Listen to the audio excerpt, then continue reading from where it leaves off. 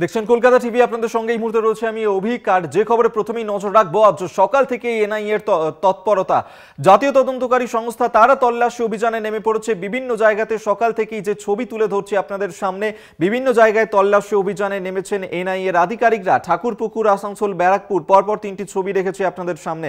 এই তিনটি জায়গাতেই এনআইএ এর আধিকারিকরা তারা পৌঁছে গিয়েছেন। চলছে তল্লাশি অভিযান। আসানসোলের ডিসেরগড়ে সেখানে এনআইএ এর হানা চলছে।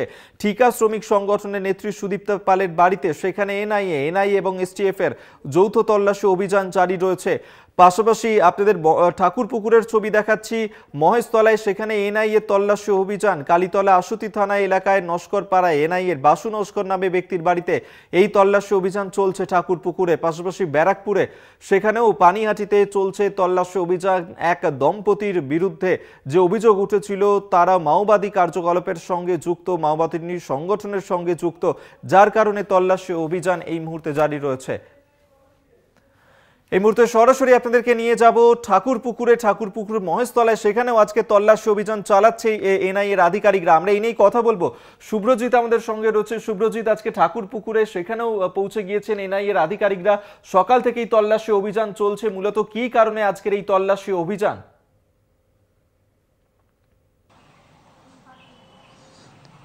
দেখো, তোমায় প্রথমেই জানিয়ে রাখবো, ঠাকুরপুকুর মহেশতলা ব্লকের আমি এই জায়গায় দাঁড়িয়ে রয়েছি, আশুতি নস্কর পাড়া। আমি তোমায় বাড়িটা একবার দেখানোর চেষ্টা করব। আশুতি নস্কর পাড়ার এই যে বাড়ি, এই বাড়িতেই কিন্তু, যেটা পরিবারের সদস্যরা বা স্থানীয় সূত্রে জানা যাচ্ছে, সকাল 6টা নাগাদ কিন্তু এনআইএর যারা তদন্তকারী আধিকারিক, প্রায় 8 থেকে 10 জন, তারা কিন্তু এনআইএর তদন্তকারী আধিকারিকরা তারা এখানে আসেন এবং তারা দীর্ঘ প্রায় 5 ঘন্টা ধরে সেই তল্লাশি চালায়।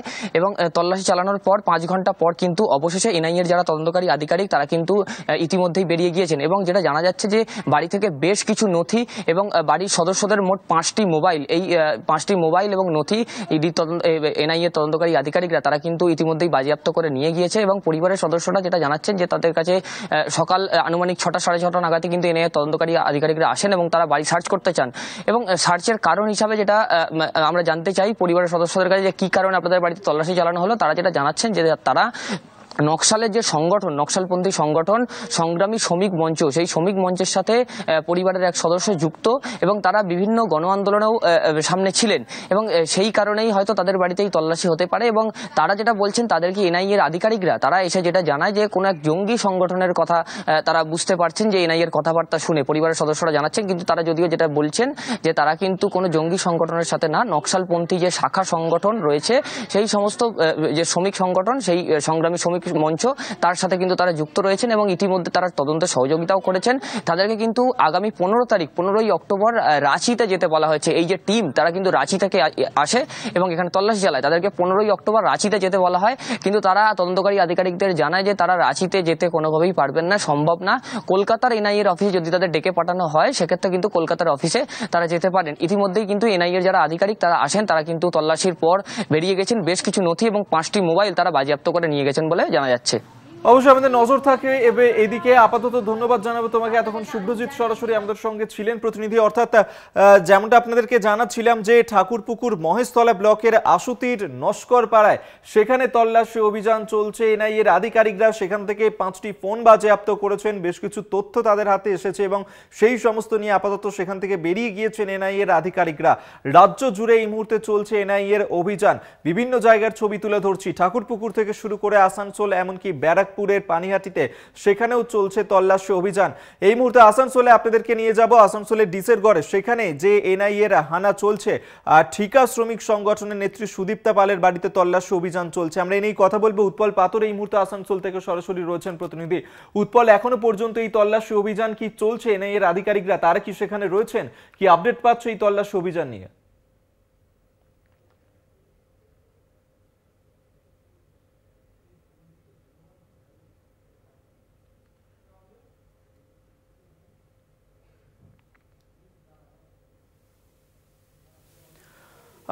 সম্ভবত যোগাযোগ করা যাচ্ছে না। আমরা কথা বলার চেষ্টা করব উৎপলের সঙ্গে। তবে আপনাদেরকে আরেকবার জানিয়ে রাখবো, আসানসোলের ডিসেরগড়ে সেখানেও চলছে তল্লাশি অভিযান। এনআইএর আধিকারিকরা তারা তল্লাশি অভিযানে গিয়েছেন।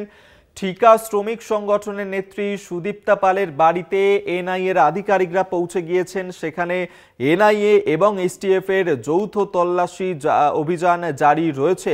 আজ রাজ্য জুড়ে বিভিন্ন জায়গাতেই অ্যাকশনে এনআইএর আধিকারিকরা, জাতীয় তদন্তকারী সংস্থা তারা বিভিন্ন জায়গায় তল্লাশি অভিযানে নেমেছেন।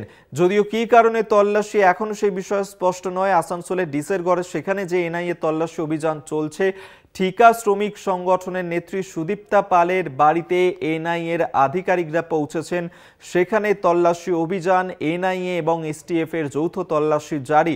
পাশাপাশি ব্যারাকপুরে সেখানেও তল্লাশি অভিযান জারি রয়েছে।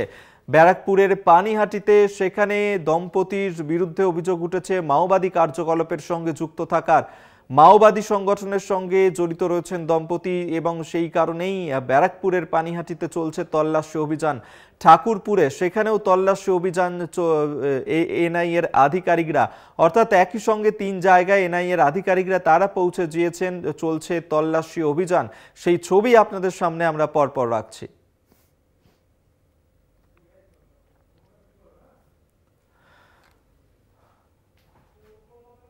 আমরা এই নিয়ে কথা বলবো, আসানসোলের দিকে নজর রাখবো। আসানসোল থেকে আমাদের সঙ্গে রয়েছেন প্রতিনিধি উৎপল পাতর। উৎপল, আসানসোলে সেখানেও আজকে জাতীয় তদন্তকারী সংস্থা তারা পৌঁছে গিয়েছেন, তল্লাশি অভিযান চলছে সেখানে। এখনো কি এনআইএর আধিকারিকরা সেখানে রয়েছেন? কি আপডেট পাচ্ছি তল্লাশি অভিযান নিয়ে? দেখো, প্রথমে তোমাকে জানিয়ে দিচ্ছি যে আসানসোলের যে কুলটি থানার ডিসেগড় গ্রাম আছে, সেই গ্রামে সুদীপ্তা পাল নামে এক অধিকার সংগঠন নামে সে শ্রমিক নেত্রী, তার বাড়িতে এনআইএ এবং এসটিএফ হানা দেয়। প্রায় 4 ঘন্টা তল্লাশির পর তার বাড়ি থেকে মোবাইল ফোন এবং কম্পিউটারের হার্ড ডিস্ক উদ্ধার করে নিয়ে যায় বলে সুদীপ্তা পাল জানিয়েছেন।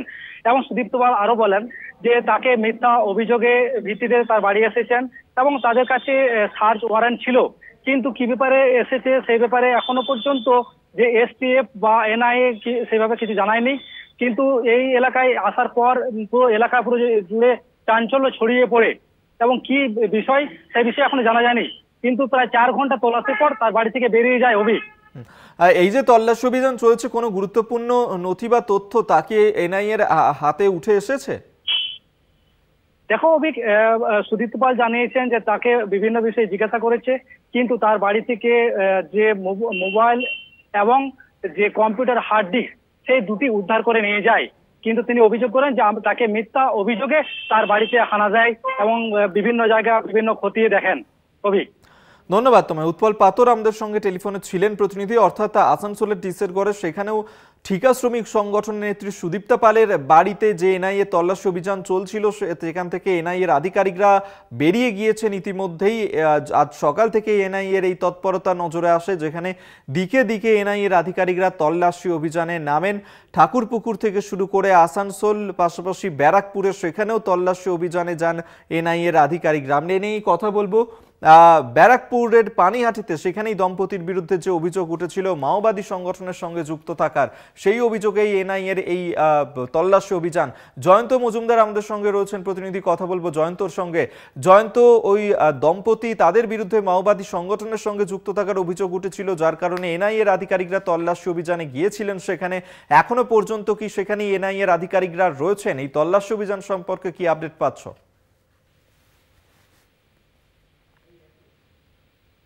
শিপ্রা চক্রবর্তীর বাড়ি থেকে বেরিয়ে গেল এনআইএর প্রতিনিধি দল। তদন্তের বিষয়ে কোনো মুখ খুলতে চাননি এনআইএর প্রতিনিধি দল, এবং জেরার পর শিপ্রা চক্রবর্তী কিন্তু বলেন যে এনআইএর আধিকারিকরা রাঁচি থেকে এসেছেন, এমনটাই তারা জানিয়েছেন। 2022 সালে মাওবাদী নেতা প্রশান্ত বসু গ্রেফতার হয়েছিল এবং সেই এফআইআর একটা নাম এসেছিল। তো যদিও সেই নামের সঙ্গে সেই নামটা শিপ্রা চক্রবর্তীর ভালো নাম নয় সেটাও জানিয়েছেন, তবে সাসপেক্ট হিসেবে রয়েছে এই শিপ্রা চক্রবর্তী, এমনটাই এনআইএর তরফ থেকে কিন্তু দাবি করা হয়েছে। এবং পরবর্তীতে কিন্তু পরিষ্কারভাবে বলে দেওয়া হয়েছে যে প্রশান্ত বসু নামের যে মামলা হয়েছিল, সেই মামলায় এনআইএর আধিকারিকরা কোনোভাবে সাসপেক্ট হিসেবে পেয়েছে শিপ্রা চক্রবর্তীকে, এবং তদন্তের স্বার্থে কিন্তু তাকে রাঁচি যাওয়ার কথাও বলে গেছেন এনআইএর আধিকারিকেরা। জয়ন্ত, আপাতত ধন্যবাদ জানাবো তোমায়। জয়ন্ত মজুমদার আমাদের সঙ্গে টেলিফোনে ছিলেন প্রতিনিধি। আপনাদেরকে জানিয়ে রাখবো, আজ সকাল থেকেই হানা চলছে দিকে দিকে এনআইএর আধিকারিকদের এই হানা তল্লাশি অভিযান। পানিহাটির 31 নম্বর ওয়ার্ডের পল্লীশ্রীতে বাড়িতে হানা দিয়েছে এনআইএর আধিকারিকরা। পানিহাটি থেকে বেরিয়ে গিয়েছেন ইতিমধ্যেই এনআইএর তদন্তকারী আধিকারিকরা।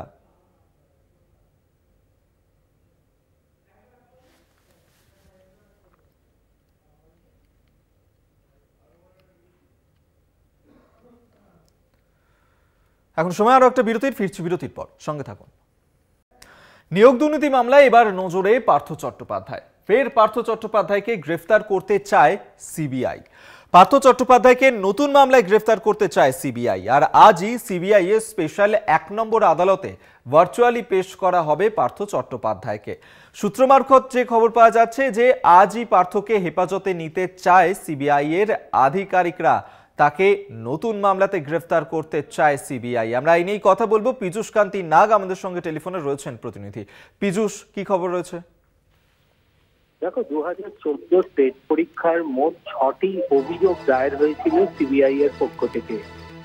একটি হচ্ছে নবম দশম, একাদশ দ্বাদশ, মোট 4টি। এছাড়া গ্রুপ বি এবং গ্রুপ সি, মোট 6টি অভিযোগ দায়ের হয়। এর আগে এই অভিযোগগুলির নাম সিবিআই এর খাতায় নথিভুক্ত রয়েছে RC1, RC2, RC3, RC4, RC5 এবং RC6। এর আগে RC5 যে মামলাটি অভিযোগ দায়ের হয়েছিল, সেই মামলায় পার্থ চট্টোপাধ্যায়ের নাম ছিল না। পার্থ চট্টোপাধ্যায়কে RC4 এ প্রথম গ্রেপ্তার করা হয়। RC4 অর্থাৎ 4 নম্বর অভিযোগে প্রথম গ্রেপ্তার করা হয়।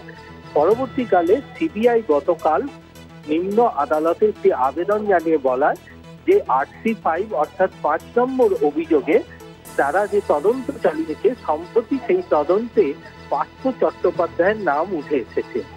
তাই তারা পার্থ চট্টোপাধ্যায় এবং অয়নশীলের নাম উঠে এসছে, এই দুজনকে তারা হেফাজতে নিয়ে জেল হেফাজতে নিতে চায় এবং তাদের এই মামলায় তারা গ্রেপ্তার করে তাদের তদন্ত চালাতে চায়। যার প্রেক্ষিতে বিচারক প্রশান্ত মুখোপাধ্যায় একটি সমন জারি করেছেন, গ্রেপ্তারি পরোয়ানা জারি করে প্রেসিডেন্সি জেলে পাঠান এবং প্রেসিডেন্সি জেলের তরফ থেকে আজকে একটি মেডিকেল রিপোর্ট আদালতের কাছে জমা পড়েছে। সেই মেডিকেল রিপোর্টে উল্লেখ রয়েছে পার্থ চট্টোপাধ্যায় অসুস্থ, তাকে ফিজিক্যাল প্রোডাকশন করানো সম্ভব নয়। জেল থেকে অর্থাৎ সংরক্ষণাগার থেকে তাকে প্রোডাকশন করা হবে। আজকে সকালে পার্থ চট্টোপাধ্যায়ের আইনজীবী যখন বিচারককে বলেন যে কি অভিযোগের ভিত্তিতে তাকে গ্রেপ্তার করা হচ্ছে বা কি হচ্ছে, সেই বিষয়টি তারা জানতে চান, তখন বিচারক জানান যে গতকাল তদন্তকারী অফিসারের পক্ষ থেকে যে আবেদন আদালতের কাছে জমা পড়েছে, সেখানে তারা পরিষ্কারভাবে তাদেরকে জানতে চাওয়া হয়েছিল আদালতের পক্ষ থেকে কেন 2 বছর বাদে হঠাৎ তাদের মনে হচ্ছে যে একে হেফাজতে নেওয়ার প্রয়োজন রয়েছে। তখন বিচারকের কাছে তারা জানান যে সম্প্রতি তদন্তে পার্থ চট্টোপাধ্যায়ের নাম উঠে এসেছে এবং সেটি তারা আদালতকে স্যাটিসফাই করেছেন এবং তার আদালত তারপরেই এই গ্রেপ্তারি পরোয়ানা জারি করেছেন বলে পার্থ চট্টোপাধ্যায়ের আইনজীবীকে জানান। যদিও পার্থ চট্টোপাধ্যায়ের আইনজীবী এর তীব্র বিরোধিতা করে জানিয়েছেন যে এ বিষয়ে তাদের অবশ্যই বক্তব্য রয়েছে এবং তাদের বক্তব্য শোনার পরই আদালত এই গ্রেপ্তারি যে নির্দেশ, সেই নির্দেশ এই মামলা অর্থাৎ RC5 পার্থ চট্টোপাধ্যায়কে গ্রেপ্তার করা হবে কি হবে না সে বিষয়ে নির্দেশিকা জারি করুক। কারণ সিবিআই এর একতরফা আবেদনের ভিত্তিতে এইভাবে কাকে গ্রেপ্তার করা যায় না। এখন পার্থ চট্টোপাধ্যায়কে যখনই সংরক্ষণাগার থেকে ভার্চুয়াল প্রোডাকশন করা হবে, তারপরে এই মামলার শুনানি ফার্দা হবে বলে জানিয়ে দিয়েছেন বিচারক। ধন্যবাদ পীযূষ তোমায়। পীযূষ কান্তি নাগ আমাদের সঙ্গে টেলিফোনে ছিলেন প্রতিনিধি।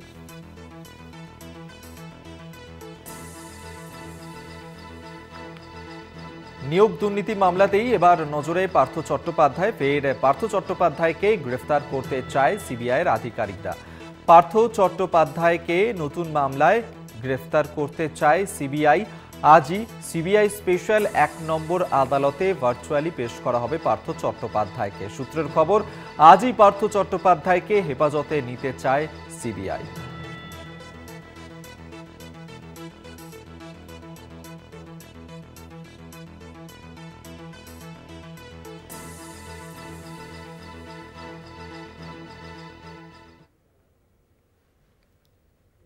আজ থেকেই ফের কর্মবিরতির ডাক জুনিয়র চিকিৎসকদের। রাজ্য জুড়ে জুনিয়র চিকিৎসকরা ফের একবার পূর্ণ কর্মবিরতির ডাক দিয়েছেন এবং সকাল থেকে সেই ছবি ধরা পড়ছে যেখানে পুজোর আগে ফের পূর্ণ কর্মবিরতি চালিয়ে যাচ্ছেন জুনিয়র চিকিৎসকরা। সুপ্রিম শুনানির পর জিবি বৈঠকে এই নিয়ে সিদ্ধান্ত নেওয়া হয়েছে এবং 10 দফা দাবিতে ফের কর্মবিরতিতে সামিল হয়েছেন জুনিয়র চিকিৎসকরা। একাধিক দাবি রয়েছে এবং সেই 10 দফা দাবি নিয়েই মূলত আজ থেকে তারা ফের কর্মবিরতিতে নেমেছেন। এর আগেই যেমন জুনিয়র চিকিৎসকরা জানিয়েছিলেন যে গতকাল সুপ্রিম কোর্টে যে শুনানি ছিল সেই শুনানি পর্বে ঠিক কি বলা হয় তা তারা শুনবেন এবং তারপরেই তারা সিদ্ধান্ত নেবেন এবং তারপরেই তারা জুনিয়র চিকিৎসকরা ফের একবার কর্মবিরতির ডাক দিয়েছেন। আজ থেকেই ফের কর্মবিরতি চালিয়ে যাচ্ছেন তারা। রাজ্য জুড়ে জুনিয়র চিকিৎসকদের এই কর্মবিরতি চলছে। পুজোর আগে ফের পূর্ণ কর্মবিরতির ডাক দিয়েছেন জুনিয়র চিকিৎসকরা। সুপ্রিম শুনানির পর জিবি বৈঠকে এই নিয়ে তারা সিদ্ধান্ত নেন। 10 দফা দাবিতে ফের কর্মবিরতি চালিয়ে যাচ্ছেন জুনিয়র চিকিৎসকরা। আমাদের সঙ্গে এই মুহূর্তে টেলিফোনে রয়েছেন প্রতিনিধি দুর্গাদাস বন্দ্যোপাধ্যায়। দুর্গা, 10 দফা দাবি নিয়েই ফের একবার পূর্ণ কর্মবিরতিতে জুনিয়র চিকিৎসকরা নেমেছেন, কি বলছেন তারা, কি বক্তব্য তাদের?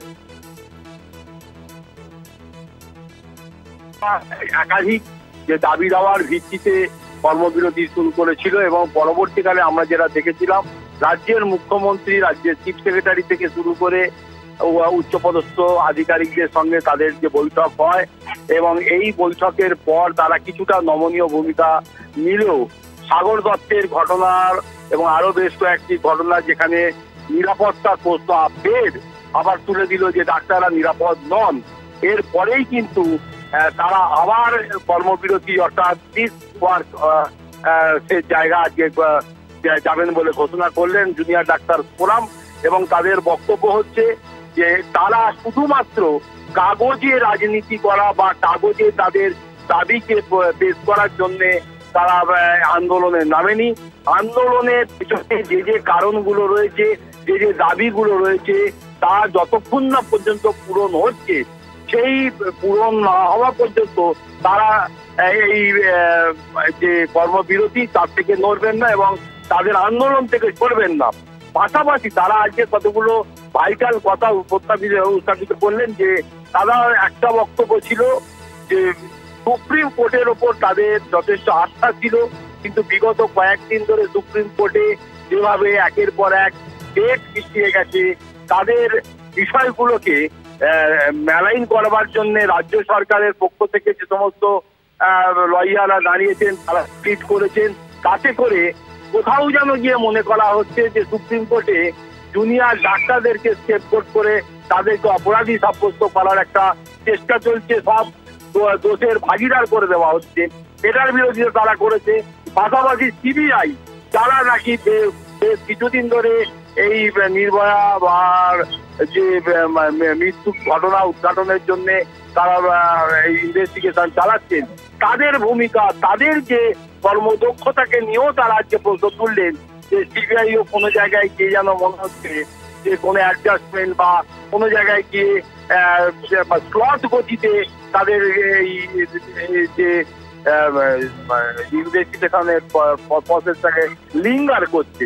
অর্থাৎ সব মিলিয়ে তারা যেন শেষ পর্যন্ত চক্রান্তের শিকার হচ্ছে এবং তারা যে ডিমান্ডগুলো করছে সেগুলোকে কোনোভাবে আমল নেওয়া হচ্ছে না। আর এই জায়গাটা থেকেই তারা কিন্তু এই 10 দফার ভিত্তিতে ডিস ওয়ার্ক অর্থাৎ রাজ্য জুড়ে যে সমস্ত সরকারি হাসপাতালে জুনিয়র ডাক্তাররা কাজ করেন সেখানে ডিস ওয়ার্ক অর্থাৎ পুরোপুরি কর্মবিরতি চালাবেন বলে তারা বললেন। যদিও আমরা তাদেরকে প্রশ্ন করেছিলাম যে সামনে দুর্গাপুজো বাঙালির এত বড় ফেস্টিভ্যাল, সেই সময়ে প্রচুর মানুষ, তো এই পুজোর সময় অসুস্থ হলে তারা কোথায় যাবেন এবং বিভিন্ন জেলা যেখানে বন্যাতে ক্ষতিগ্রস্ত মানুষ তারা কোথায় যাবেন, সেই বিষয়টা নিয়ে তারা যে সিদ্ধান্তহীনতায় ভুগছে সেটা কিন্তু আরো একবার পরিষ্কার হয়ে গেল। তারা এর কোনো সদুত্তর দিতে পারেননি।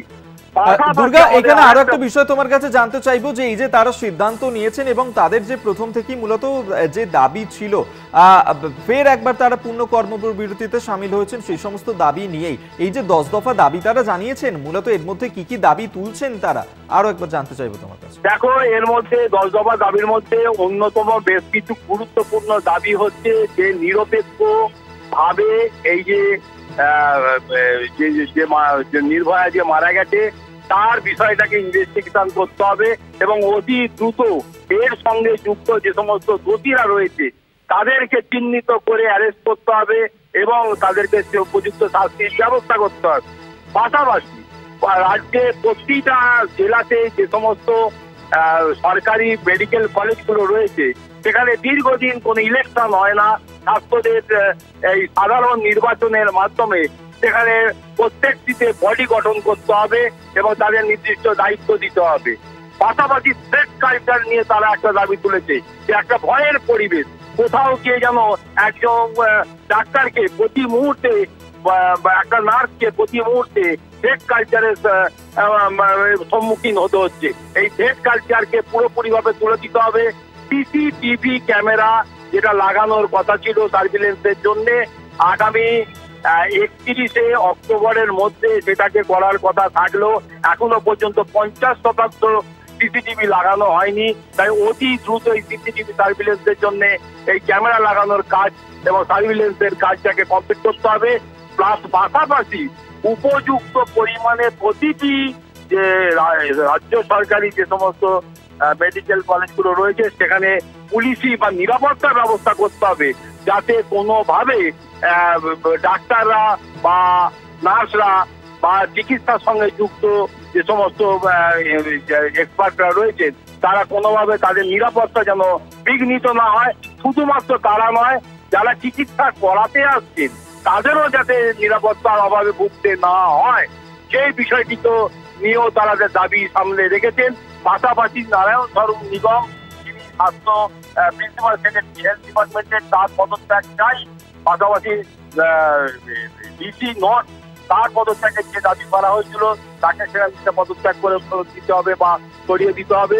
এইরকম ভাবে প্রায় 10 দফা দাবি তারা সামনে রেখেছেন। ফলে বুঝতেই পারছো যে দাবিগুলো যে শুধুমাত্র তারা কাগজে বা পেপার টাইগার করে সামনে উপস্থাপন করেনি, তারা আগামী দিনে চাইছেন যে এর সদুত্তর না মিললে, এর প্রতিকার সুরাহা না হলে তারা কিন্তু এইভাবেই আন্দোলন। অবশ্যই আমাদের নজর থাকবে এই আন্দোলনের দিকে। দুর্গাদাস বন্দ্যোপাধ্যায় আমাদের সঙ্গে টেলিফোনে ছিলেন প্রতিনিধি।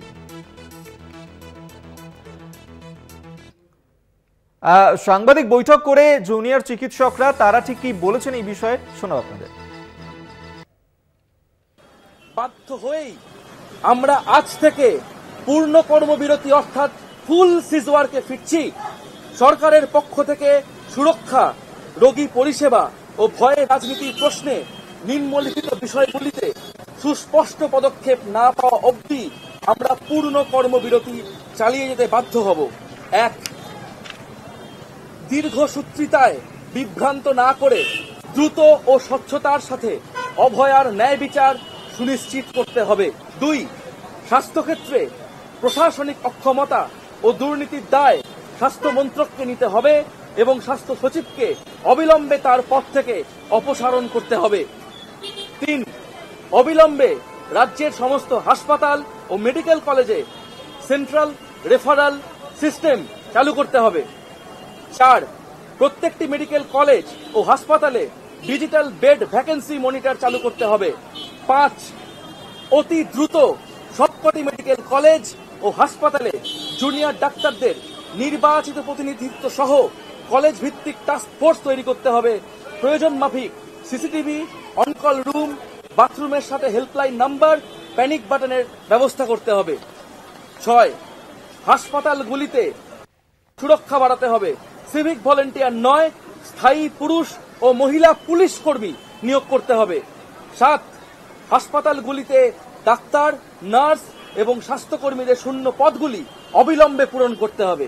8, প্রত্যেকটি মেডিকেল কলেজে থ্রেড সিন্ডিকেটে জড়িতদের বিরুদ্ধে এনকোয়ারি কমিটি বসিয়ে তাদের কড়া শাস্তি দিতে হবে। রাজ্য স্তরেও এনকোয়ারি কমিটি তৈরি করতে হবে। 9, অবিলম্বে রাজ্যের প্রত্যেকটি মেডিকেল কলেজে ছাত্র সংসদ নির্বাচন করতে হবে। সবকটি কলেজে আরডিএ কে স্বীকৃতি দিতে হবে। কলেজ ও হাসপাতাল পরিচালনার সবকটি কমিটিতে ছাত্রছাত্রী ও জুনিয়র ডাক্তারদের নির্বাচিত প্রতিনিধিত্ব সুনিশ্চিত করতে হবে। 10. ওয়েস্ট বেঙ্গল মেডিকেল কাউন্সিল ও West Bengal health recruitment board এদের অভ্যন্তরে যে ব্যাপক দুর্নীতি ও বেনিয়মের অভিযোগ রয়েছে তার সাপেক্ষে দ্রুত তদন্ত প্রক্রিয়া শুরু করতে হবে। আপনাদেরকে শোনালাম যে জুনিয়র চিকিৎসকরা তারা ঠিক কি কি দাবি তুলছেন, তাদের যে 10 দফা দাবি রয়েছে সেই দাবি নিয়েই মূলত আজ থেকে তারা ফের পূর্ণ কর্মবিরতির ডাক দিয়েছেন। এই কর্মবিরতি তারা চালিয়ে যাবেন যতদিন পর্যন্ত না তাদের যে দাবি দাওয়া রয়েছে তা পূরণ করা হচ্ছে, ততদিন পর্যন্ত তাদের এই আন্দোলন, তাদের এই কর্মবিরতি চলবে। ইতিমধ্যেই আরজি করে ডাক্তারি পড়ুয়াকে খুন ধর্ষণের ঘটনার 50 দিন অতিক্রান্ত হয়ে গিয়েছে, কিন্তু এখনো পর্যন্ত বিচার মেলেনি এবং সেই বিচারের দাবি সহ আরও একাধিক দাবি জানিয়েছেন। আমাদের সঙ্গে এই মুহূর্তে টেলিফোনে রয়েছেন তৃণমূল মুখপাত্র অরূপ চক্রবর্তী। অরূপবাবু, যে বিষয়টা আপনার কাছে জানতে চাইবো যে ফের একবার জুনিয়র চিকিৎসকরা তারা কর্মবিরতির ডাক দিয়েছেন এবং পূর্ণ কর্মবিরতিতে সামিল হচ্ছেন। তারা তাদের 10 দফা দাবি রয়েছে। কিভাবে দেখছেন ফের একবার জুনিয়র চিকিৎসকদের এই ধরনের পূর্ণ বিরতির কর্মবিরতির ডাককে? দেখবেন ওই পাড়ায় যখন ছোটবেলা বাচ্চারা ক্রিকেট খেলতো, ওই বড়লোক বাবার যে ছেলে থাকতো যার ব্যাট উইকেট থাকতো, তারা খেলতে এসে আউট হয়ে যেত যখন, তখন বলতো যে আমাকে ওটা নো বল ঘোষণা করতে হবে, নইলে আমি ব্যাট উইকেট নিয়ে বাড়ি চলে যাবো, আমি আর খেলতে দেবো না কাউকে। মানে এটা হাস্যকর জায়গায় চলে যাচ্ছে। সুপ্রিম কোর্টে ওনাদের আইনজীবী গিয়ে জানিয়ে আসছেন যে ওনারা পূর্ণ ইয়েতে যোগ দিয়েছেন, কাজে যোগ দিয়েছেন। সুপ্রিম কোর্টের প্রধান বিচারপতি কালকে পরিষ্কার বলে দিয়েছেন কোনো ওপিডি এমার্জেন্সির ভাগাভাগি নয়, সমস্ত পরিষেবায় নিঃশর্তে যোগদান করতে হবে। তারপর ছেলে খেলা চলছে মানুষের জীবন নিয়ে। ওনারা বলছেন যে সই ছিল, কিন্তু ময়না তদন্তে স্বচ্ছতা অস্বচ্ছতার দায়িত্ব আমাদের নয়। মানে ফাজলামি হচ্ছে এটা। আপনাদের প্রতিনিধি ডক্টর তিতাস পাল, ডক্টর রিয়া বেরা, ডক্টর রমা বেরা, যাদেরকে আপনারা কমিটিতে রেখেছেন, আপনাদের প্রতিনিধি হিসেবে পোস্টমর্টমের সময় উপস্থিত ছিল, ভিডিওগ্রাফি হয়েছে, ম্যাজিস্ট্রেট উপস্থিত ছিল, অটোপসি হয়েছে, আপনারা লিখিতভাবে জানিয়েছেন যে এই পদ্ধতিতে ওনারা সন্তুষ্ট। তো যদি এই পদ্ধতিতে ওনারা সন্তুষ্ট হন তাহলে ময়না তদন্তে স্বচ্ছতা অস্বচ্ছতার দায়িত্ব নেব না। এখন নাটক হচ্ছে, এগুলো খেলা হচ্ছে মানুষের জীবন নিয়ে। যদি ময়না তদন্তে স্বচ্ছতা অস্বচ্ছতার দায়িত্ব নিয়ে আপনারা নিতে রাজি না হন, যদি অসন্তুষ্ট হন, তাহলে কেন তাদেরকে কমিটিতে রেখেছেন? কেন তাদেরকে সিবিআই এর হাতে তুলে দিচ্ছেন না যে এরা যোগ সাজস করে ময়না তদন্তে মিথ্যা কথা লিখেছে? কেন সেই জুনিয়র ডাক্তারদের কমিটিতে রেখেছেন? নিজেরা একটার পর একটা হিপোক্রেসি এক্সপোজ হয়ে যাচ্ছে। নিজেরা সেমিনার হলে পাশের রুমটা ভাঙার জন্য জিবি করে সই করেছিলেন, ওখানে বাথরুম তৈরি করার জন্য, তারপর রটিয়ে দিয়েছিলেন যে সেমিনার হল কেন ভাঙা হচ্ছে।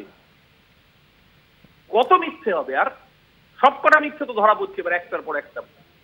আচ্ছা, পরিষ্কার কথা, গরিব মানুষের জীবন নিয়ে ছিনিমিনি খেলা হচ্ছে এবার। সাগর দত্তের ঘটনা কখনো কাম্য হতে পারে না, ডাক্তারদের গায়ে হাত কোনোদিনও কাম্য হতে পারে না, কিন্তু একজন রোগী আগের দিন রাত থেকে বিনা চিকিৎসায় পড়ে থাকবে সেটা কাম্য হতে পারে নাকি? ছেলে খেলা চলছে গরিব মানুষের জীবন নিয়ে। যারা আন্দোলন করছেন তাদের প্রত্যেকের প্রাইভেট মেডিক্লেম রয়েছে, তারা প্রত্যেকে প্রাইভেট কর্পোরেট হসপিটালে গিয়ে চিকিৎসা করাতে পারবেন তার বাড়ির লোকদের। বাংলার গরিব মানুষগুলো, তাদের সরকারি হাসপাতাল ছাড়া যাওয়ার কোনো জায়গা নেই, সেই মানুষগুলোকে মৃত্যুমুখে ঠেলে দিচ্ছেন। সেই গরিব মানুষের ট্যাক্সের টাকায় আপনারা ডাক্তার তৈরি হচ্ছেন। সমস্ত কিছুর একটা জায়গা থাকে, সমস্ত কিছুর একটা সীমারেখা থাকে। আপনারা সুপ্রিম কোর্টের নির্দেশকে বারবার উল্লঙ্ঘন করছেন। আমি তো সুপ্রিম কোর্টের প্রধান বিচারপতি সহ ডিভিশন বেঞ্চের কাছে অনুরোধ করবো, এমনকি ওনাদের আইনজীবী ইন্দ্রে জয়তি গতকালকে সুপ্রিম কোর্টে হলফনামা দিয়ে জানিয়েছেন যে ওনারা কাজে যোগদান করছেন পুরোপুরি ভাবে। এটা তো সুপ্রিম কোর্টকেও মানে না। ধন্যবাদ আপনাকে। তৃণমূল মুখপাত্র অরূপ চক্রবর্তী আমাদের সঙ্গে টেলিফোনে ছিলেন। আপনাদেরকে শোনালাম যে ঠিক কি বক্তব্য তাদের, এবং রাজ্য জুড়ে যেভাবে পূর্ণ কর্মবিরতির ডাক দিয়েছেন জুনিয়র চিকিৎসকরা, এবং এই যে সিদ্ধান্ত তারা নিয়েছেন, তাদের যে 10 দফা দাবি রয়েছে এবং সেই দাবির মধ্যে একাধিক দাবি তারা যে তুলেছেন, এবং যতক্ষণ না তাদের সেই দাবি পূরণ হচ্ছে ততদিন পর্যন্ত তাদের এই কর্মবিরতি চলবে।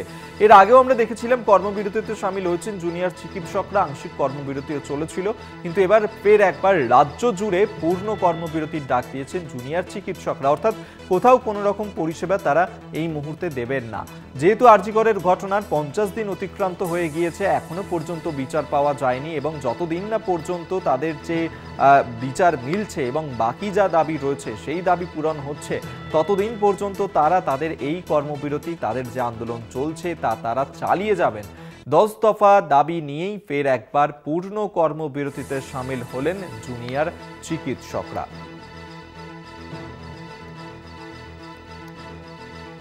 আপনাদেরকে আরো একবার জানিয়ে রাখবো, পূর্ণ কর্মবিরতির ডাক জুনিয়র চিকিৎসকদের।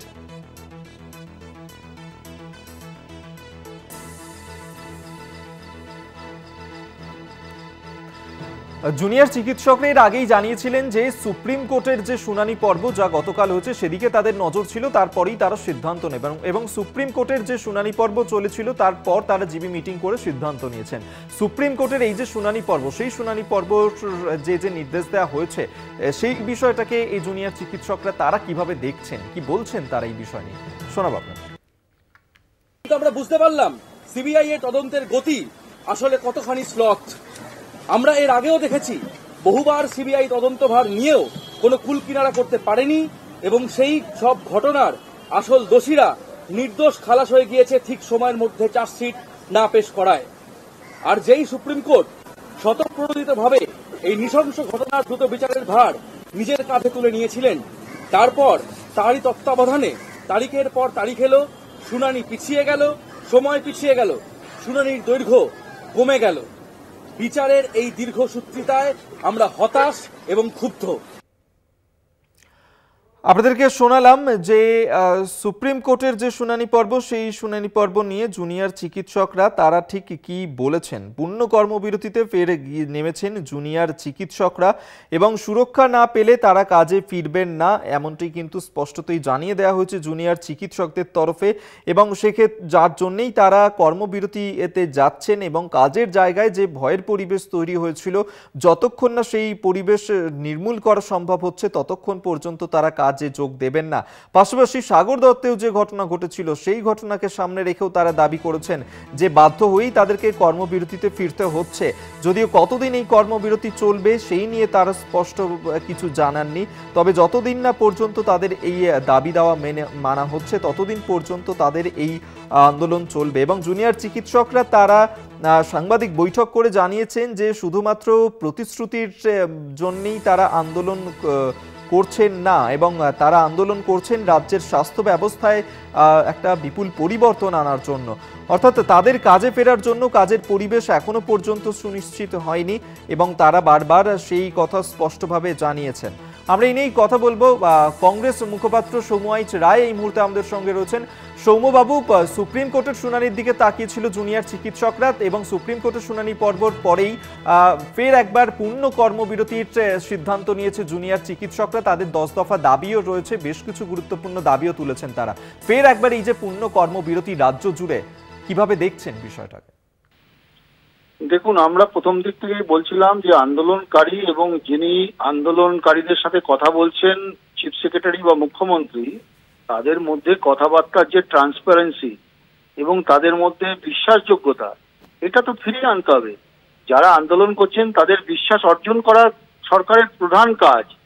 আমরা দেখলাম যে একটার পর একটা ঘটনা, তারপর থেকে এই যে এনশিওর করা যে তাদের নিরাপত্তা সুনিশ্চিত করা, কিন্তু তারপরে সাগর দত্ত মেডিকেল কলেজের একটা ঘটনা প্রমাণ করে দিল যে অপরাধীরা মনে করছে যে তারা কিছুই মানবে না, আর সরকারের প্রশাসন যে কার্যত হাঁটু গেড়ে বসে আছে এই অপরাধীদের কাছে, এটা বোঝা যাচ্ছে। আন্দোলনকারীদের যে দাবি তা যদি পূর্ণ প্রাপ্ত না হয়, তারা যদি সে দাবি না মানেন সরকার, তাহলে সরকার কেন বোঝাতে পারছেন না যে কোন দাবি মানা যাচ্ছে না? যে লেজিটিমেট ডিমান্ডগুলো যেগুলো আছে, যেগুলো ন্যায়সঙ্গত ডিমান্ড আছেন, তা মানতে সরকারের বা অসুবিধা কোথায় হচ্ছে আমরা বুঝতে পারছি না।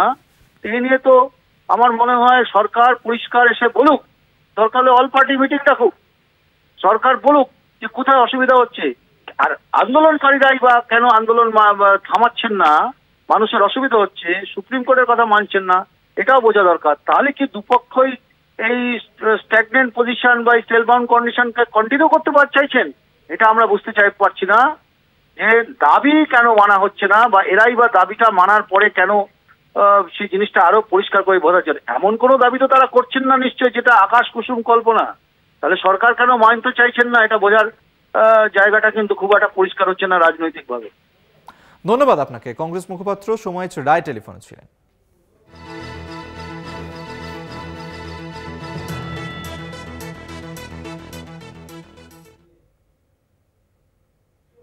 আর আজ আরজিকর কাণ্ডের প্রতিবাদ জানিয়েই ডাক্তারদের মিছিল। কলেজ স্কয়ার থেকে রবীন্দ্র সদন পর্যন্ত তারা তাদের মিছিল করবেন। বিকেল 5টা থেকে এই মিছিল শুরু হওয়ার কথা রয়েছে, রাত 8টা পর্যন্ত চলবে এই মিছিল। কলেজ স্কয়ারের মিছিলে যোগ দেবেন তৃণমূলের প্রাক্তন সাংসদ জহর সরকারও।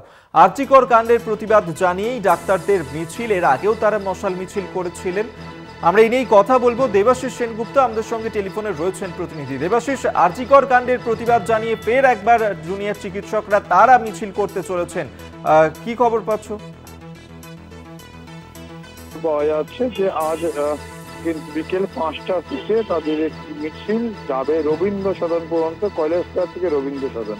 সেখানে কেবলমাত্র জুনিয়র ডাক্তাররা থাকবেন না, সেখানে সমাজের আরো বিভিন্ন পেশার মানুষ তারা কিন্তু সেখানে যোগ দেবেন।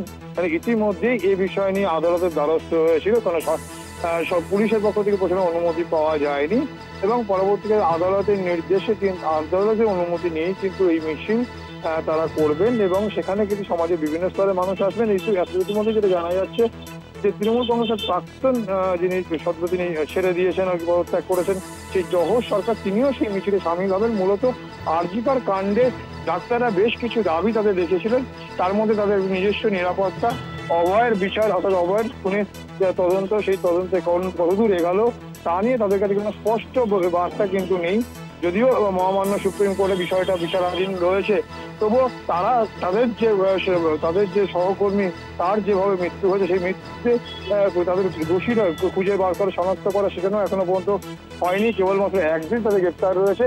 পাশাপাশি তাদের নিরাপত্তার বিষয়টা কিন্তু স্পষ্ট হয়ে রয়েছে এবং তাদের অভিযোগ হচ্ছে যে তারা বেশ কিছু দাবি এর আগে বললেও সেই দাবি সম্পর্কে কিন্তু এখনো সে ব্যবস্থা নেওয়া হয়নি। তার মধ্যে যেমন রয়েছে সিসিটিভি রয়েছে, মহিলা যা ডাক্তার রয়েছে তাদের নিরাপত্তার ব্যবস্থা, সবটা মিলেই কিন্তু তারা এই প্রতিবাদে আওয়াজ উঠছে এবং সেই আওয়াজ তারা তুলবেন এবং এই প্রতিবাদ তারা জারি রাখবেন, এমনটাই কিন্তু, এবং যার কারণেই আজকে ফের তারা মিছিলের ডাক দিয়েছেন। অবশ্যই আমাদের নজর থাকবে সেদিকে। আপাতত ধন্যবাদ তোমায়। দেবাশিস সেনগুপ্ত আমাদের সঙ্গে টেলিফোনে ছিলেন প্রতিনিধি।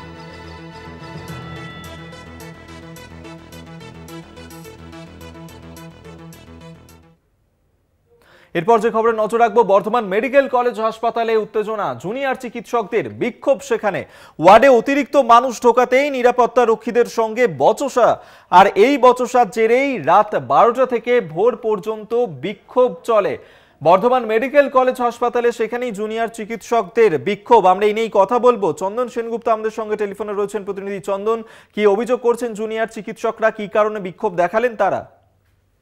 দেখো, গতকালকে দুপুর বেলাতে দেখা যায় যে সমস্ত ওয়ার্ড রয়েছে বর্ধমান মেডিকেল কলেজ হাসপাতালে সেখানে অতিরিক্ত মানুষ ঢুকে পড়ছে। এই ব্যাপারটা নিরাপত্তা রক্ষী রয়েছে তাদেরকে বলা হয় এবং তারপরেই দেখা যায় নিরাপত্তা রক্ষীদের সঙ্গে জুনিয়র ডাক্তারদের একটা বচসা হয় কালকে দুপুর বেলা 3টে নাগাদ। কিন্তু যেটা দেখা যাচ্ছে যে রাত্রি 12টার সময় জুনিয়র ডাক্তাররা একদিকে যখন জিবি মিটিং হয়েছিল কলকাতায়, তারপরেই কিন্তু এখানে খবর আসে এবং তারপরেই কিন্তু ওই ঘটনার প্রতিবাদে অর্থাৎ জুনিয়র ডাক্তারদের সঙ্গে নিরাপত্তা রক্ষীদের যে বচসা হয়, নিরাপত্তার দাবিতে যে এতদিন ধরে তাদের আন্দোলন চলছে, সেই নিরাপত্তার দাবিতেই কিন্তু গতকাল রাত্রি 12টা থেকে ভোরবেলা পর্যন্ত তারা বিক্ষোভ দেখালেন হাসপাতালের সামনে, বর্ধমান মেডিকেল কলেজের যে অধ্যক্ষর ঘরের সামনে। তাদের বক্তব্য, তারা নিরাপত্তা পাচ্ছেন না। এই নিরাপত্তার কারণেই তারা বারবার বলেছিলেন যে ভেতরে এত মানুষ, যা তাদের অসুবিধা হচ্ছে, কাজের যেমন ব্যাঘাত ঘটছে তেমনি তারা নিরাপত্তাহীনতায় ভুগছেন। সেই কারণেই কিন্তু বচসা, তার জেরেই বিক্ষোভ। এখন ঘটনা হচ্ছে, এখনো পর্যন্ত অধ্যক্ষ এখন মিটিং এ আলোচনা চলছে এবং দেখা যাক এরপরে অধ্যক্ষ আমাদেরকে কি বক্তব্য দেন এবং পাশাপাশি জুনিয়র ডাক্তাররা কি বক্তব্য রাখেন সেটাও আমরা নজরে থাকলো। তবে এটুকুনি বলা যেতে পারে, 10 দফা দাবিতে যেরকম জুনিয়র ডাক্তাররা বিক্ষোভে বসেছেন, ঠিক সেইভাবেই কিন্তু বর্ধমান মেডিকেলে তার মধ্যেই এই বিক্ষোভ আর একটা নতুন মাত্রা নিল, এটাই বলা যেতে পারে। নজর থাকবে এদিকে। আপাতত ধন্যবাদ জানাবো তোমায়। চন্দন সেনগুপ্ত টেলিফোনে ছিলেন।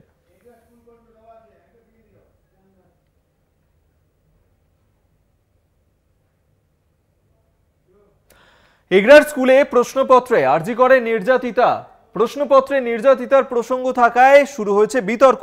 কি প্রশ্ন হয়েছে জানা নেই। ভারপ্রাপ্ত শিক্ষক, সামাজিক বিষয় উদাহরণ এটা নয়, এমনই প্রতিক্রিয়া দিয়েছেন তৃণমূলের উচ্চ মাধ্যমিক শিক্ষা সংসদ। এই প্রশ্ন সমর্থন করে না জানালেন উচ্চ মাধ্যমিক শিক্ষা সংসদ সভাপতি চিরঞ্জীব ভট্টাচার্য। আরো বিস্তারিত জানবো, শুভঙ্কর মন্ডল আমাদের সঙ্গে টেলিফোনে রয়েছেন প্রতিনিধি। শুভঙ্কর, দেখো তোমায় জানিয়ে রাখি, এগরার এই চটুলাল হাই স্কুল, সেখানে রাষ্ট্রবিজ্ঞানের যে প্রশ্নপত্র, সেই প্রশ্নপত্রে আরজি করে নির্যাতিতা নিয়ে যে প্রশ্ন এসেছে সেটা নিয়ে কিন্তু ইতিমধ্যে শোরগোল পড়েছে এবং এই বিষয়টি উচ্চ মাধ্যমিক শিক্ষা সংসদ একেবারেই সমর্থন করে না। তারা জানিয়েছেন এটি অনভিপ্রেত ঘটনা এবং কলকাতা টিভিতে প্রতিক্রিয়া দিতে গিয়ে উচ্চ মাধ্যমিক শিক্ষা সংসদের সভাপতি চিরঞ্জীব ভট্টাচার্য জানিয়েছেন, যেহেতু স্কুলগুলোর উপরেই এই একাদশ শ্রেণীর প্রশ্নপত্র তৈরির দায়িত্ব থাকে, ফলত কোনো স্কুল যদি এই ধরনের ঘটনা ঘটায়, কেন এই ধরনের প্রশ্ন করা হলো সেটি অবশ্যই তারা জবাব চাইবেন এবং যদি স্কুলের বিরুদ্ধে কোনো ব্যবস্থা নেওয়ার থাকে তারা কিন্তু আলোচনা করে করবেন। তবে এই বিষয়টিকে তারা সমর্থন করে না একেবারে এবং তারা জানিয়েছেন যে যে বিষয়টি বলা হয়েছে শিক্ষার আইনের কথা, সেটিতে আরজি করের প্রসঙ্গ কেন টানা হবে সেটি একেবারে অপ্রাসঙ্গিক বলে তিনি জানিয়েছেন এবং রীতিমতো উচ্চ মাধ্যমিক শিক্ষা সংসদ এই বিষয়টিতে ক্ষুব্ধ। কলকাতা টিভিতে প্রতিক্রিয়ায় কিন্তু উচ্চ মাধ্যমিক শিক্ষা সংসদের সভাপতি স্পষ্টভাবেই জানিয়েছেন তারা এই বিষয়টিকে একেবারেই সমর্থন করে না এবং এটি অনভিপ্রেত ঘটনা। ধন্যবাদ তোমায় শুভঙ্কর মন্ডল, টেলিফোনে ছিলেন।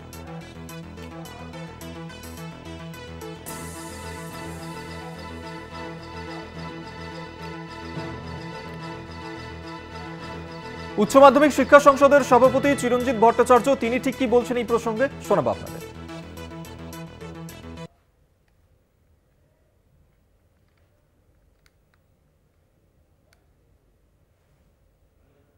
আসলে আমরা হচ্ছে ক্লাস 11-এর প্রশ্নপত্র সেট করার দায়িত্ব স্কুলকে দেওয়া হয়েছে। স্কুল এবার এই নতুন করে এবার এই 24-25 শিক্ষাবর্ষ থেকে সেমিস্টার সিস্টেম শুরু হয়েছে। সেমিস্টার সিস্টেমে ক্লাস 11-এর সেমিস্টার 1, সেমিস্টার 2 গোটাটাই স্কুল সেট করবে। যদি কেউ সেমিস্টার 1-এ পাস না করতে পারে অথবা অনুপস্থিত থাকে, তাহলে তার জন্য যে সাপ্লিমেন্টারি, ফার্স্ট সেমিস্টারের সাপ্লিমেন্টারি, সেটাও স্কুল সেট করবে। এখানে যে প্রশ্নটা সেট হয়েছে সেটা আমি দেখেছি, অত্যন্ত ঘটনাটা দুর্ভাগ্যজনক বলবো বা অনভিপ্রেত। দুর্ভাগ্যজনকের থেকেও বলা উচিত অনভিপ্রেত, কারণ এটা খুব একটা ডিজায়ারেবল নয়, হাইলি আনডিজায়ারেবল। কারণ ঘটনাটা আরজি করে রেফারেন্সে বলা হয়েছে, ঘটনাটা সবাই এ ব্যাপারে একমত যে ঘটনাটা অত্যন্ত দুর্ভাগ্যজনক। কিন্তু প্রশ্নের সাথে এটা প্রশ্ন হচ্ছে বেসিক্যালি শিক্ষার অধিকার সংবিধানে কোন অনুচ্ছেদে আছে, তার সাথে ওইটার কোনো দেওয়ার কোনো দরকার ছিল না, একদম ইরেলেভেন্ট। আমরা এটাকে উচ্চ মাধ্যমিক শিক্ষা সংসদ এটাকে সমর্থন জাস্ট করি না, কোনোভাবেই আমরা এটাকে সাপোর্ট করি না।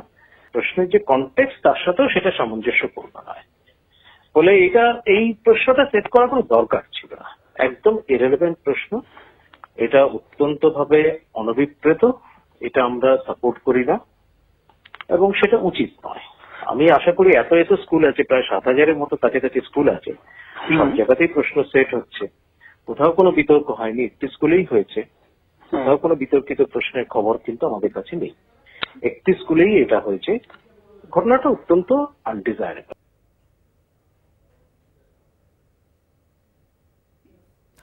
কলকাতা হাইকোর্টে ডিভিসি নিয়ে জনস্বার্থ মামলা, আবেদনকারী কংগ্রেস নেতা অধীর চৌধুরী। প্রধান বিচারপতির ডিভিশন বেঞ্চে মামলা দায়েরের আবেদন।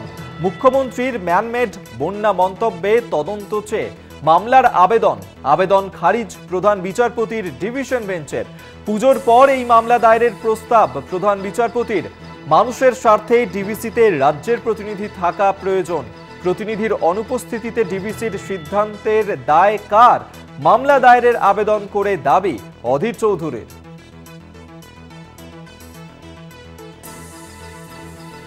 কলকাতা হাইকোর্টে ডিভিসি নিয়ে জনস্বার্থ মামলা, আবেদনকারী কংগ্রেস নেতা অধীর চৌধুরী। প্রধান বিচারপতির ডিভিশন বেঞ্চে মামলা দায়েরের আবেদন।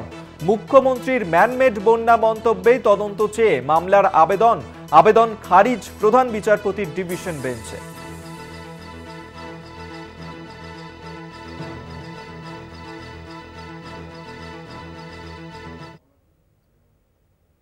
এখন এই পর্যন্তই। দেখতে থাকুন কলকাতা টিভি, রাত দিন 7 দিন।